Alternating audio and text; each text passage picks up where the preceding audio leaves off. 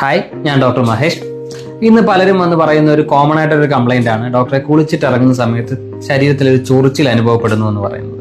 അപ്പൊ അതിന് പലതരം കാരണങ്ങൾ ഉണ്ട് എങ്കിലും നമുക്ക് ഇമ്പോർട്ടന്റ് ആയിട്ടുള്ളത് എന്നാൽ പലപ്പോഴും വിട്ടുപോകുന്നതായിട്ടുള്ള ഒരു കുറച്ച് കാരണങ്ങൾ പറഞ്ഞു തരാം. അതായത് വേറെ പല കാരണങ്ങളും ഉണ്ടാവും, എന്നാലും ഈ ഒരു കാരണങ്ങൾ നമ്മൾ ശ്രദ്ധിച്ചു കഴിഞ്ഞു കഴിഞ്ഞാൽ ഈ പറയുന്ന പ്രശ്നങ്ങൾ നമുക്ക് പരിഹരിക്കാൻ കഴിയും. എന്തൊക്കെയാണെന്ന് വെച്ച് കഴിഞ്ഞാൽ, ഒന്ന്, നമ്മൾ ഈ ടവൽ, കുളിച്ച് തോർത്തുന്ന ടവൽ ബാത്റൂമിൽ ഇട്ട് ഉണക്കുന്ന ആൾക്കാരാണെന്ന് വരിയിൽ നമ്മളതൊന്ന് ശ്രദ്ധിക്കുക. കാരണം ഇങ്ങനെ നമ്മൾ ആ ഒരു വെറ്റ് ഏരിയയിൽ അതിട്ട് ഉണക്കുന്ന സമയത്ത് അതിനകത്തൊരു ഫംഗസ്, ബാക്ടീരിയ വളരാൻ കാരണമാകും. അപ്പൊ അത് പിന്നീട് നമ്മൾ എടുത്ത് ഉപയോഗിച്ച് കഴിഞ്ഞ് കഴിഞ്ഞാൽ നമുക്ക് ചൊറിച്ചിൽ വരാനുള്ള സാധ്യത കമ്പാരിറ്റീവ്ലി കൂടുതലാണ്.